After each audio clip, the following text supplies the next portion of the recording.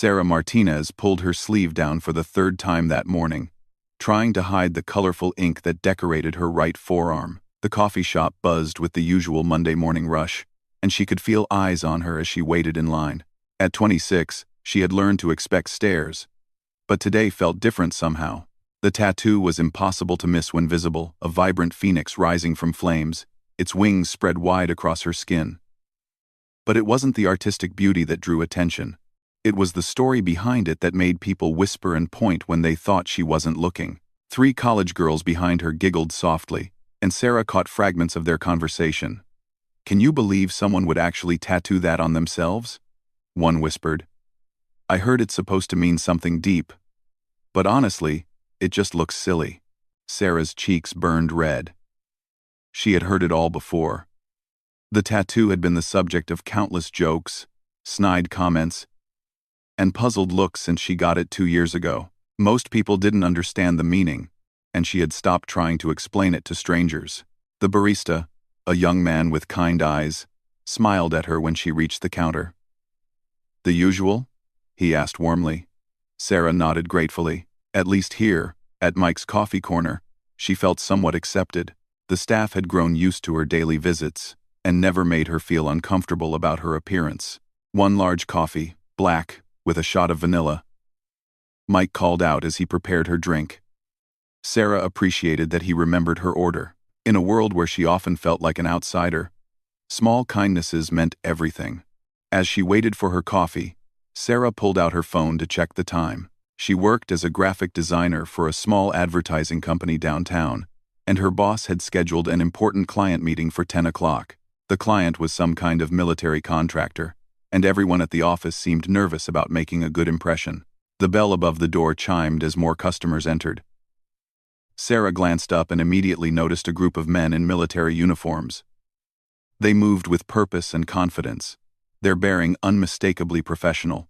Several other customers turned to look as well, some with respect, others with simple curiosity. "Here you go," Mike said, handing Sarah her coffee. She thanked him and turned to leave. But the cafe had become crowded. She found herself standing near the group of military men as they discussed their order. One of them, a tall woman with short blonde hair, noticed Sarah's tattoo as she reached for sugar packets. "That's interesting artwork," the woman said politely. "The colors are really vibrant." "Then," Sarah smiled nervously. "Thank you," she replied quietly, expecting the usual follow-up questions that led to awkward explanations. But before the woman could say more, another customer bumped into Sarah, causing her to spill coffee on her sleeve. The liquid soaked through the fabric, and she quickly rolled up her sleeve to prevent staining, fully exposing her tattoo. The reaction was immediate. 2 businessmen nearby started chuckling, and one made a comment to his companion about millennial art projects. Sarah's face flushed with embarrassment as more people began to stare and whisper. The blonde military woman frowned at the businessman's rudeness, but it was one of her male colleagues who stepped forward. Sarah looked up to see a man with intense gray eyes and a commanding presence. His uniform indicated high rank, though Sarah didn't know enough about military insignia to identify exactly what. "Is there a problem here?" he asked the businessmen, his voice calm but carrying unmistakable authority. The men quickly shook their heads and turned away, suddenly finding their phones very interesting. The military officer then looked at Sarah with concern. "Are you all right?" he asked gently. "You look upset." Sarah nodded quickly, still holding her wet sleeve. "I'm fine, just clumsy," she said, trying to downplay the situation. The officer studied her tattoo for a moment, and Sarah braced herself for another negative reaction. Instead, his expression grew thoughtful. "That's a phoenix, isn't it?" he observed. "Rising from ashes. It's a powerful symbol." Sarah was surprised. Most people focused on the bright colors or made assumptions about her character based on having tattoos at all. Few recognized the deeper meaning of the image. "Yes, it is," she replied carefully, still unsure where this conversation was heading. "My grandmother had a similar belief system," the officer continued. "She always said that our greatest strength comes from overcoming our greatest challenges. The phoenix represents rebirth and renewal." "Only," Sarah felt her defensive walls beginning to lower. This stranger understood something about her tattoo that most people missed entirely. "That's exactly what it means to me," she said softly. The officer extended his hand. "I'm Commander Jake Sullivan," he introduced himself, "and I think your tattoo tells a story worth respecting." Sarah shook his hand, surprised by his warmth and sincerity. "Sarah Martinez," she replied, "and thank you. Most people don't see it that way." Commander Sullivan's teammates had finished ordering and were waiting by the door.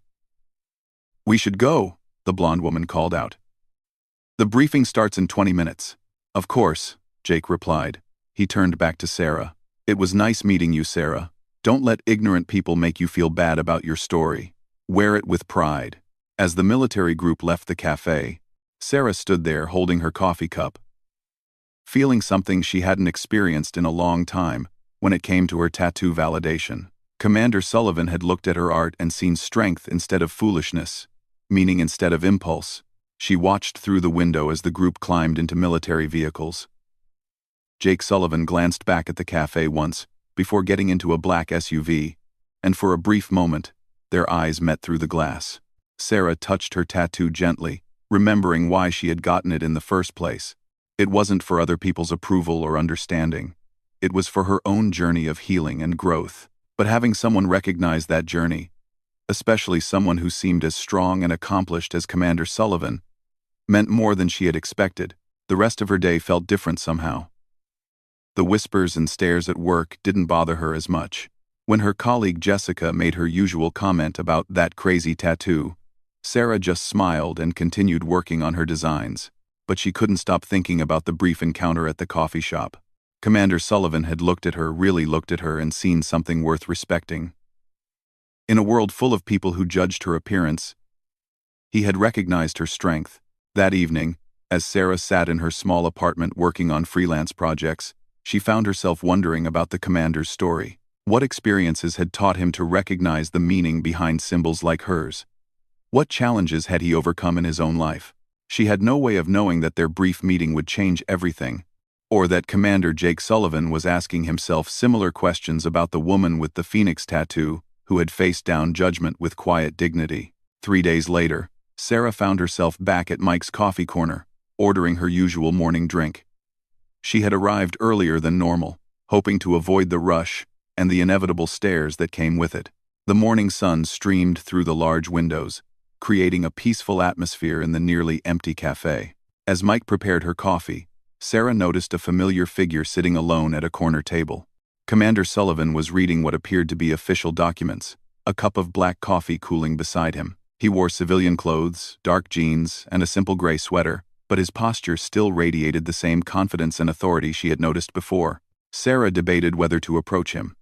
Their previous encounter had been brief but meaningful, and she found herself curious about this man who had seen past her surface appearance. Before she could decide, Jake looked up and caught her eye. He smiled and gestured to the empty chair across from him. "Would you like to join me?" he asked. "Unless you're in a hurry." Sarah glanced at her watch. She had plenty of time before work, and something about Jake's genuine demeanor made her want to accept his invitation. "I'd like that," she said, walking over to his table. "I was hoping I might see you again," Jake admitted as she sat down. "I've been thinking about our conversation the other day." Sarah was surprised. "Really? About what?" "About how quickly people judge what they don't understand," Jake replied thoughtfully. "And about courage. It takes courage to wear your story where everyone can see it, knowing that some people will react badly." Sarah stirred her coffee slowly, considering his words. "Sometimes I wonder if it was a mistake," she said honestly. "The tattoo, I mean. It's caused me problems at work, in relationships, even just in everyday situations like ordering coffee." Jake leaned forward slightly. "Can you tell me about it? The story behind the phoenix?" Sarah hesitated. She had shared the full story with very few people, and most had reacted with pity or uncomfortable silence. But something about Jake's respectful curiosity made her want to trust him. "2 years ago, I was in a very dark place," she began slowly. I had just lost my father to cancer. My longtime boyfriend had left me for someone else, and I was struggling with anxiety and depression. I felt like my life was falling apart, like everything I had built was turning to ash. Jake listened without interrupting, his gray eyes focused entirely on her words. One night, I was at my lowest point. Sarah continued. I was thinking about giving up on everything. My art, my dreams, maybe even life itself. But then I remembered something my father used to tell me about phoenixes. He said they were the most beautiful birds in mythology, because they proved that destruction could lead to something even more magnificent than what came before. Sarah touched her tattoo gently through her sleeve. So I decided to become my own phoenix. I started therapy, changed my career from corporate accounting to graphic design, and got this tattoo as a reminder that I could rise from the ashes of my old life. Every time someone stares or makes a comment, it reminds me how far I've come. Jake was quiet for a long moment, absorbing her story. That's incredibly brave, he said finally. And your father sounds like a wise man. He was, Sarah agreed, surprised to find that talking about her father didn't hurt as much as it usually did. What about you? Do you have any tattoos? Jake smiled and rolled up his left sleeve, revealing a small compass tattoo on his forearm. Got this after my first deployment, he said. It reminds me to always find my way home, no matter where the mission takes me. How long have you been in the military? Sarah asked. 15 years, Jake replied. I joined right out of college. My father was a Marine, and I always knew I wanted to serve. The SEAL teams became my family, my purpose. Sarah noticed the way Jake's voice changed when he talked about his service. There was pride there, but also something heavier, more complex. It must be difficult, she observed, being away from home, dealing with dangerous situations. Jake nodded. It is. I've lost friends, seen things that stay with you forever. There are nights when I wonder if the cost is worth it. He paused, looking out the window. But then I remember why we do what we do, to protect people who can't protect themselves. To defend the freedoms that let people like you create beautiful art and tell their stories without fear. Sarah felt a deep respect for this man who dedicated his life to serving others. Do you ever regret it? The career choice? Not the choice itself, Jake said.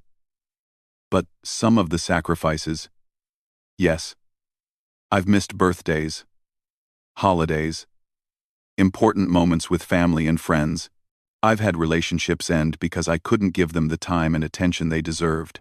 There was a vulnerability in Jake's admission that surprised Sarah. Here was this strong, accomplished man, acknowledging his own struggles and losses. It sounds lonely sometimes, she said softly. It can be, Jake agreed. But meeting people like you reminds me why it's important to stay open to new connections, even when it's difficult. Sarah felt her heart skip a beat at his words. Was he saying what she thought he was saying? Before she could respond, Jake's phone buzzed with an urgent message. He read it quickly and frowned. I'm sorry, but I need to go, he said, standing up. Duty calls, of course, Sarah said, though she felt disappointed that their conversation was ending just as it was getting deeper. Jake gathered his documents and prepared to leave, but then turned back to her. Sarah, would you like to have dinner sometime? Somewhere we can talk without interruptions? Sarah's pulse quickened. I'd like that very much. How about Friday night? I know a quiet Italian place downtown. That sounds perfect, Sarah replied, trying to keep her voice steady despite her excitement. Jake smiled, and Sarah noticed how it transformed his entire face, making him look younger and more carefree. I'll pick you up at 7. If that works for you. Sarah gave him her address and phone number, still hardly believing this was happening. As Jake left the cafe, he turned back one more time. Sarah, he called out. For what it's worth, I think your phoenix is beautiful. And so is the woman who wears it. Sarah sat alone at the table for several minutes after Jake left, her coffee forgotten and cooling. She replayed their conversation in her mind, amazed by how easily they had connected. Jake had listened to her story without judgment, shared his own vulnerabilities, and made her feel seen and understood in a way she hadn't experienced in years. She thought about his compass tattoo and what it represented, always finding your way home. Sarah wondered if maybe, after all the pain and rebuilding of the past 2 years, she was finally ready to let someone else help guide her toward a new kind of home. The rest of the week passed slowly.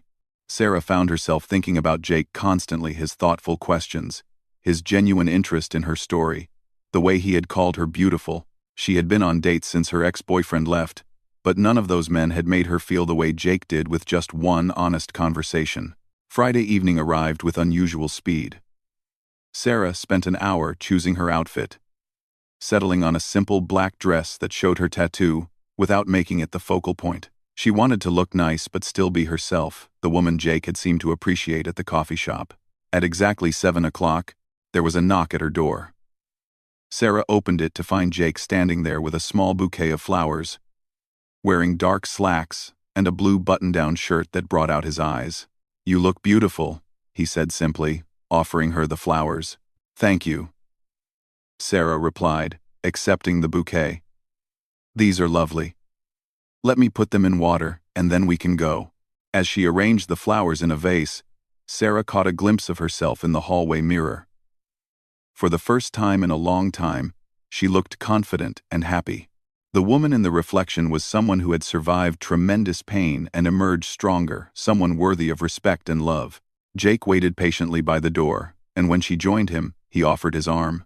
"Ready for a night without interruptions?" he asked with a smile.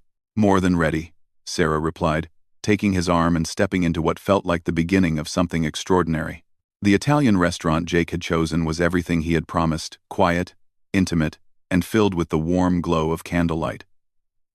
Small tables were scattered throughout the cozy space, each adorned with fresh flowers and soft lighting. Sarah felt immediately comfortable as Jake helped her into her seat. "This place is wonderful," she said, looking around at the rustic decor and noting how the other diners spoke in hushed, respectful tones. "How did you find it?" "My teammate Marco is Italian," Jake explained, settling into his own chair. "His grandmother owns this restaurant. She makes everything from scratch, using recipes that have been in their family for generations." As if summoned by Jake's words, an elderly woman with silver hair and kind eyes approached their table. "Commander Sullivan," she said warmly, embracing Jake like family. "Marco told me you were bringing someone special tonight." Jake smiled and stood to return her embrace. "Mrs. Rossetti, I'd like you to meet Sarah Martinez." "Sarah, this is Mrs. Rossetti, the heart and soul of this place." Mrs. Rossetti studied Sarah with the shrewd but loving gaze of someone who had spent decades reading people. Her eyes paused briefly on Sarah's tattoo, visible beneath her lightweight cardigan. But instead of the usual negative reaction, the older woman's expression grew interested. "A phoenix," Mrs. Rossetti observed. "In my homeland, we believe the phoenix is a guardian spirit that protects those who have survived great suffering." Sarah was touched by the woman's understanding. "That's a beautiful way to think about it. Beauty rises from ashes, dear," Mrs. Rossetti said gently. "Always remember that." She turned to Jake with a knowing smile. "You have good taste, Commander. Now, let me bring you my special menu. Tonight, I cook for you personally." As Mrs. Rossetti disappeared into the kitchen, Jake shook his head in amazement. "She's incredible. Marco says she can read people's souls just by looking at them." "She seems to approve of me," Sarah said, feeling pleased by the warm reception. "She should," Jake replied seriously. "I've never brought anyone here before." "Jake," Sarah felt her breath catch. "Never? This place is special to me," Jake explained. "Mrs. Rossetti reminds me of my own grandmother, who passed away when I was overseas. I come here when I need to remember what I'm fighting to protect. Family, tradition, the simple joy of sharing a meal with people you care about." The sincerity in Jake's voice moved Sarah deeply. She was beginning to understand that this man, despite his strength and accomplishments, carried his own emotional wounds and sought the same things she did: connection, understanding, a sense of belonging. Tell me about your grandmother, Sarah said softly. Jake's expression grew tender. She raised me after my parents died in a car accident when I was 8. Grandma Rose was tough as nails but had the biggest heart. She taught me that real strength comes from protecting others, not from proving how powerful you are. She sounds wonderful, Sarah said. Is she why you joined the military? Partly, Jake admitted. After she died, I felt like I had to honor her memory by living up to the values she taught me: service, sacrifice, putting others before yourself. He paused, looking directly at Sarah. But sometimes I wonder if I've taken it too far, if I've used duty as an excuse to avoid getting too close to people. Sarah was struck by Jake's honesty. Here was a man who commanded respect from his peers and faced dangerous missions without hesitation, yet he was brave enough to examine his own emotional patterns and admit his fears. What makes you think that? She asked gently. Jake considered her question while Mrs. Rossetti returned with wine and a selection of appetizers. After the older woman left them alone again, he continued, I've had relationships over the years, but they never lasted, he said. The women I dated said, I was always holding something back, always ready to choose duty over them. They weren't wrong. Maybe you just hadn't met the right person, Sarah suggested. Someone who understood that your sense of duty is part of what makes you who you are, not something to compete with. Jake looked at her with surprise and something that might have been hope. Is that how you see it? I see someone who has dedicated his life to protecting others, Sarah replied honestly. That's not something to apologize for or change. It's something to respect. They were interrupted by Mrs. Rossetti, bringing their main course's handmade pasta, with rich sauce and perfectly seasoned vegetables. As they began to eat, Jake steered the conversation back to Sarah. I've told you why I got my tattoo, she said between bites of the delicious food. But I haven't told you about the day I actually got it. I'd like to hear that story, Jake said. Sarah set down her fork, remembering that day vividly. It was 6 months after my father's funeral. I had been going to therapy, trying to rebuild my life, but I was still struggling. One morning, I woke up and looked in the mirror, and I didn't recognize the person staring back at me. I looked defeated, broken. Jake listened intently, his food momentarily forgotten. So, I walked into the first tattoo parlor I found and asked for a phoenix, Sarah continued. The artist, a woman named Luna, asked me if I was sure. She said phoenix tattoos were popular but that most people didn't understand what they were really choosing. She made me sit in her chair for an hour and tell her my whole story before she would even start. Smart woman, Jake observed. She was, Sarah agreed. Luna told me that getting a phoenix tattoo was like making a promise to yourself. A promise that you would never stop fighting to become who you were meant to be. She said the pain of the needle was nothing compared to the pain of giving up on yourself. And how do you feel about that promise now? Jake asked. Sarah smiled, and Jake could see the genuine contentment in her expression. I'm proud of it. Every day, I choose to honor what the phoenix represents. Some days are harder than others, but I've never regretted the decision to rise from my ashes. Jake reached across the table and gently touched Sarah's hand. You're extraordinary, he said quietly. The strength it takes to rebuild yourself from the ground up, to turn pain into purpose, that's real courage. Sarah felt tears prick her eyes at his words. No one had ever described her journey that way before. Thank you for seeing it that way. Thank you for sharing it with me, Jake replied. They finished their meal while talking about lighter topics: Sarah's work as a graphic designer, Jake's hobbies outside the military, their favorite books and movies. Sarah was delighted to discover that Jake was well-read and thoughtful, with a dry sense of humor that emerged once he relaxed. As Mrs. Rossetti brought them dessert and coffee, Sarah realized that hours had passed without her, once feeling self-conscious about her tattoo or worried about Jake's reaction to her story. For the first time in years, she felt completely accepted for who she was. I have something to confess, Jake said as they shared a piece of tiramisu. I looked you up online after we met at the coffee shop. Sarah raised an eyebrow, amused rather than concerned. Did you now? Find anything interesting? I found your design portfolio, Jake admitted. Your work is incredible. There's so much emotion and meaning in your art. I could see your story reflected in every piece. You really looked at my work? Sarah asked, touched that he had taken such interest. I spent 2 hours going through your entire online gallery, Jake confessed with a slight blush. I wanted to understand more about the woman behind the phoenix tattoo. And what did you conclude? Sarah asked playfully. Jake's expression grew serious. I concluded that I wanted to know everything about her.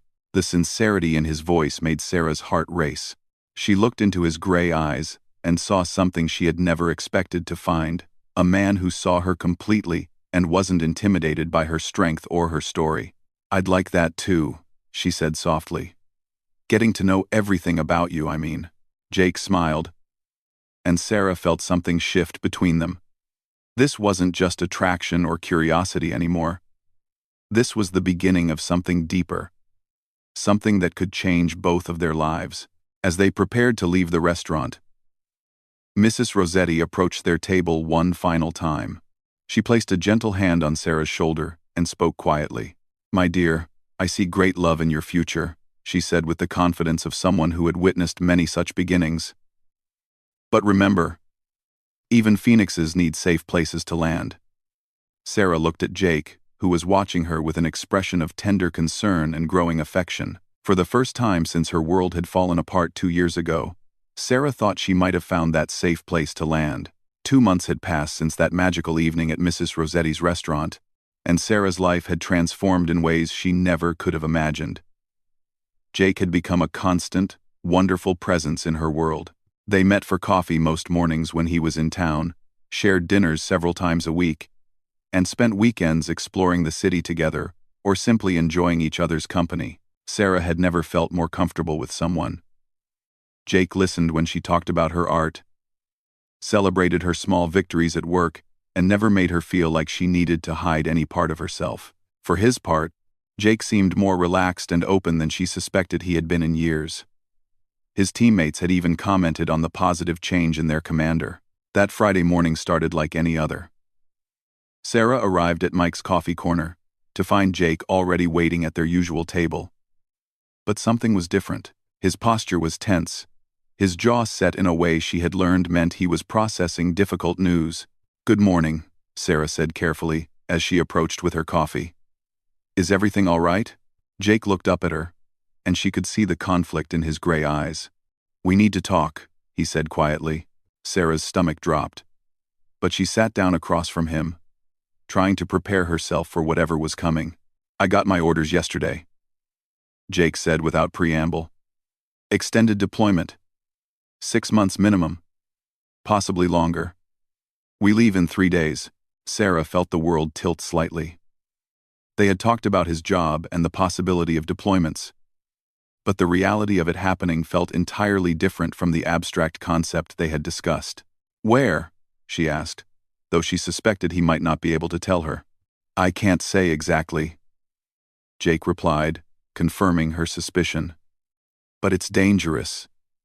More dangerous than my usual assignments. Sarah nodded, trying to process this information calmly. She had known that dating a Navy SEAL meant accepting uncertainty and periods of separation. But 6 months felt like an eternity. When will you know more about how long you'll be gone? She asked. Jake reached across the table and took her hand. Sarah, that's not the hardest part of what I need to tell you. Sarah's pulse quickened. What do you mean? Jake was quiet for a long moment, clearly struggling with his words. The nature of this mission. There's a real possibility I might not come back. The risk level is higher than anything I've done before. Sarah felt her breath catch. In all their conversations about Jake's work, the possibility of him being seriously injured or killed had remained unspoken, a shadow they both acknowledged but never directly addressed. Jake, she began, but he interrupted gently. I need you to understand what you would be signing up for if we continue this relationship, he said seriously. It's not just 6 months of separation. It's 6 months of not knowing if I'm alive or dead, of wondering if every knock at your door might be someone coming to deliver bad news. Sarah stared at him, realizing that this conversation was about much more than just a deployment. Jake was giving her an opportunity to walk away before things became even more serious between them. Are you asking me to make a decision right now? She asked. I'm asking you to think about whether you can handle this kind of uncertainty. Jake replied. I care about you too much to let you enter into this blindly. Sarah felt a familiar surge of defensive anger. The same feeling she experienced when people looked at her tattoo and made assumptions about her strength or character. Do you think I'm too fragile to handle your real life? She asked. Jake was surprised by the sharpness in her voice. That's not what I meant. Isn't it? Sarah challenged. You're basically telling me that you don't think I can handle the reality of loving someone in your profession. I'm trying to protect you, Jake said firmly. I've seen what this life does to the people we leave behind. The stress, the worry, the way it changes them. So you're making that decision for me? Sarah asked, standing up abruptly. You're deciding that I'm not strong enough to choose for myself? Jake stood as well, realizing that this conversation was going very differently than he had intended. Sarah, please. I'm trying to be honest about what this would mean for your life. No.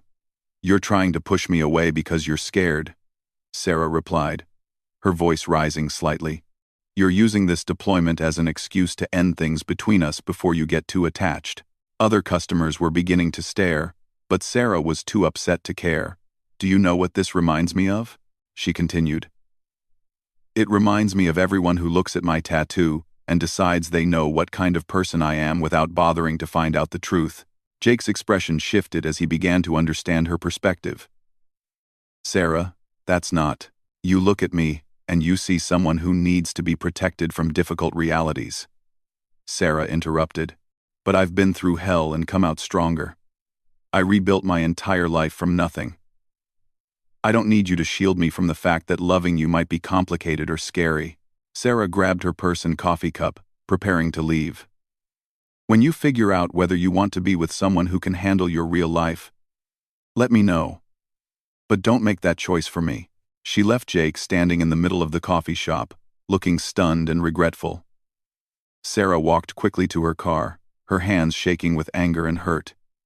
She had thought Jake understood her, had thought he saw her strength rather than her vulnerabilities. But apparently, when faced with real adversity, he defaulted to the same protective instincts that had ended his previous relationships. The next 3 days passed in tense silence. Sarah threw herself into her work, staying late at the office and taking on extra freelance projects to keep her mind occupied. She heard nothing from Jake, and pride kept her from reaching out first. On Tuesday evening, there was a knock at her apartment door. Sarah opened it to find Jake standing there in his dress uniform, looking exhausted and conflicted. I leave tonight, he said without preamble. And I couldn't go without apologizing. Sarah stepped aside to let him in, though her expression remained guarded. You were right, Jake continued once they were both in her living room. I was making decisions for you based on my own fears, not on who you actually are or what you can handle. Then why did you do it? Sarah asked, crossing her arms. Jake ran his hand through his hair, a gesture Sarah had learned meant he was struggling with something important.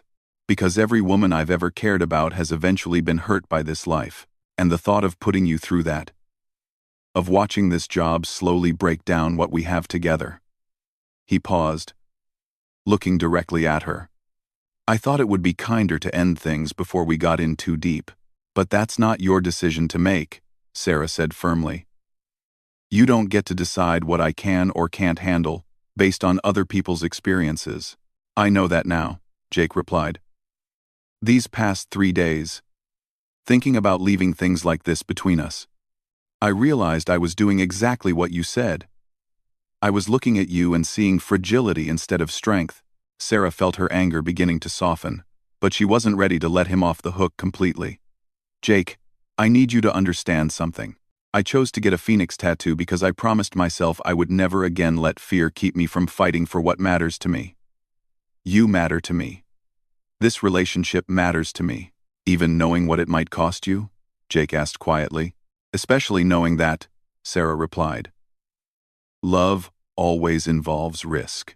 The question isn't whether something bad might happen, it's whether what we have is worth fighting for despite that possibility. Jake stepped closer to her, and Sarah could see the conflict and hope warring in his expression.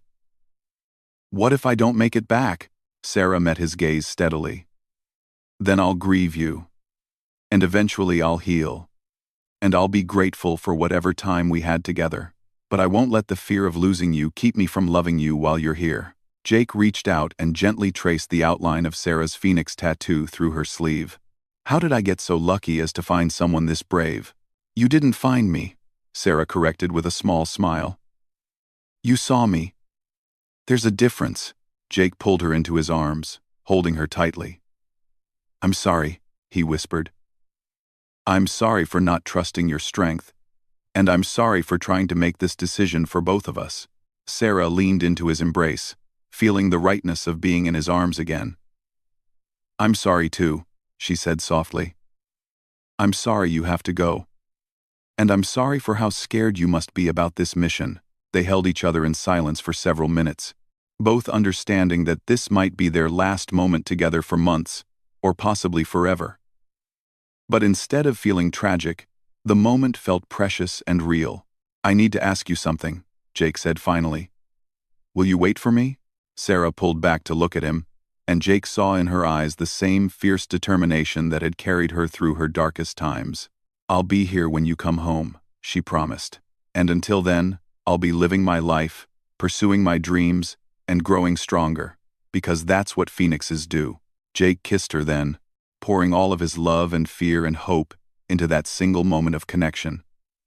When they finally separated, both of them had tears in their eyes. I have to go, Jake said reluctantly. I know, Sarah replied. Be safe, and come back to me. As Jake left her apartment that night, Sarah touched her phoenix tattoo and made a new promise to herself. She would prove that love could be stronger than fear, that some things were worth the risk of heartbreak, and she would be waiting when Jake came home. 7 months. That's how long Sarah waited. Jake's deployment had been extended twice, each notification arriving through official channels with no personal message. No way for Sarah to know if the delays meant increased danger or simply changing mission requirements. The uncertainty was exactly what Jake had tried to protect her from. And there were nights when Sarah understood why he had been reluctant to let her sign up for this kind of emotional endurance test. But she had kept her promise to herself and to him. Instead of merely waiting passively, Sarah had used the time to grow. Her graphic design business had flourished as she poured her energy into creative projects. She had started teaching art classes at the local community center, helping other people express their stories through visual media. Most importantly, she had learned to carry her love for Jake without letting the uncertainty consume her. The phoenix tattoo on her arm had taken on new meaning during those months. When people stared or made comments, Sarah no longer felt defensive. Instead, she felt proud of what the tattoo represented, not just her ability to rise from her own ashes, but her courage to love someone whose life involved real danger and sacrifice. Mike's coffee corner had become a place of bittersweet memories. Sarah still went there every morning, often sitting at the table where she and Jake had shared so many conversations. Mike, the kind barista, never asked about Jake's absence. But Sarah noticed he always made her coffee a little stronger on the days when she looked particularly tired or worried. It was on a Tuesday morning in early spring that everything changed. Sarah was reviewing design proofs on her laptop when the cafe door chimed. She looked up casually and froze. Jake stood in the doorway, still wearing his military uniform, looking thinner and more weathered than when he had left. His gray eyes scanned the room until they found her, and the relief and joy that flooded his expression made Sarah's heart skip several beats. For a moment, neither of them moved. The cafe continued its usual morning bustle around them, but Sarah felt like time had stopped. Jake was here. He was alive. He had come back to her. Then Jake smiled, that transformative smile she had missed so desperately, and Sarah was out of her chair and across the room before she consciously decided to move. She ran into his arms, and he lifted her off her feet, spinning her around as they held each other tightly. You're here, Sarah whispered against his neck, hardly daring to believe it was real. I'm here, Jake confirmed, his voice rough with emotion. I'm sorry. I'm late. Sarah pulled back to look at him, noting the new lines around his eyes, and a small scar on his left temple that hadn't been there before. "Are you okay?" "I am now," Jake replied, cupping her face gently in his hands. "God, I missed you. I missed your voice, your laugh, the way you look at the world like it's full of possibilities." Sarah felt tears streaming down her cheeks, but they were tears of relief and joy. "I missed you too, every single day." Jake kissed her then, right there in the middle of the coffee shop, and Sarah didn't care who was watching. When they finally separated, Mike appeared beside them with a huge grin. "Welcome home, Commander," Mike said warmly. "Your usual? Make it two," Jake replied, not taking his eyes off Sarah. "We have a lot of catching up to do." They sat at their old table, hands intertwined, as Jake told her what he could about the mission. It had been as dangerous as he had warned her it would be. There had been close calls, injuries, and moments when he wasn't sure he would make it home. But through it all, he had carried with him the memory of Sarah's strength and the promise they had made to each other. "There were nights when I thought about what you said," Jake told her. "About phoenixes rising from ashes. About choosing to fight for what matters. It kept me going when things got really bad." "I never doubted you'd come back," Sarah said, though they both knew that wasn't entirely true. There had been moments of doubt, of fear, of wondering if her choice to love him had been wise, but those moments had been outweighed by her determination to honor the promise she had made. "I have something for you," Jake said, reaching into his uniform pocket. He pulled out a small box, and Sarah's heart began to race. "Jake, before you say anything," Jake interrupted gently, "let me explain what this is." He opened the box to reveal a simple but beautiful ring with a small diamond surrounded by intricate metalwork that looked like flames. "I had this made by a jeweler near our base. The design is meant to represent a phoenix rising. I know it's not traditional, but nothing about us has been traditional." Sarah stared at the ring, overwhelmed by its beauty and what it represented. "I'm not proposing yet," Jake continued quickly. "I know we need time to reconnect after being apart for so long, but I wanted you to have this as a promise. A promise that I'll never again try to protect you from loving me. A promise that I see your strength and I respect your choices. And a promise that when we're both ready, I want to build a life with you." Sarah looked up at Jake, seeing in his face a man who had been tested by separation and danger and had emerged more certain than ever about what mattered to him. "It's beautiful," she said softly, extending her hand so he could slip the ring onto her finger. Jake paused in the act of placing the ring. "Yes, to what?" Sarah smiled, feeling more certain than she had ever felt about anything. "Yes, to all of it. The promise. The future. The life we're going to build together. I don't need more time to reconnect. Jake, I need time to show you everything I've learned and accomplished while you were gone, and I need you to tell me about the man who came home to me.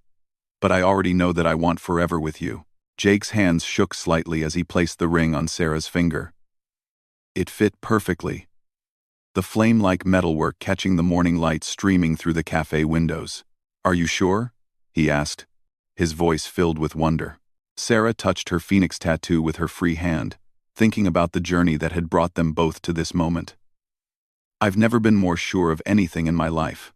Jake leaned across the table and kissed her again, and this time Sarah could taste not just love and relief, but hope and excitement for their future. "I love you," Jake whispered against her lips. "I love you too," Sarah replied. "And I'm proud of us for fighting for this, for choosing each other even when it was scary." As they sat together in the coffee shop where they had first connected, Sarah realized that her phoenix tattoo had brought her exactly where she needed to be. She had risen from the ashes of her old life, learned to trust her own strength, and found someone who saw and celebrated that strength rather than trying to protect her from it. 2 years later, Sarah and Jake were married in Mrs. Rossetti's restaurant, surrounded by Jake's military family and Sarah's art community. Mrs. Rossetti, now in her 80s but still sharp as ever, pronounced them perfectly matched as she served them a wedding feast made with the same love and wisdom she brought to everything she touched. During their first dance, Jake traced the outline of Sarah's phoenix tattoo through her wedding dress sleeve. "No regrets?" he asked playfully. Sarah looked around at their friends and family, at the man who had seen her strength and chosen to love her completely, at the life they had built together despite the challenges and uncertainties. Only one regret, she said with a smile. Jake raised an eyebrow, concerned. I regret waiting so long to get the tattoo. Sarah laughed. It brought me everything I didn't know I was looking for. Jake spun her around the small dance floor, both of them laughing with pure joy. The phoenix on Sarah's arm seemed to dance with them in the candlelight, a permanent reminder that sometimes the most beautiful things in life rise from the places where we thought we had lost everything. Outside the restaurant, snow began to fall, covering the city in a blanket of white. But inside, surrounded by love and laughter and the warmth of found family, Sarah and Jake began their new life together. Two people who had learned that true strength comes not from avoiding risk, but from choosing love despite the possibility of loss. The phoenix had kept her promise. From the ashes of Sarah's old life had risen something more beautiful than she had ever imagined possible.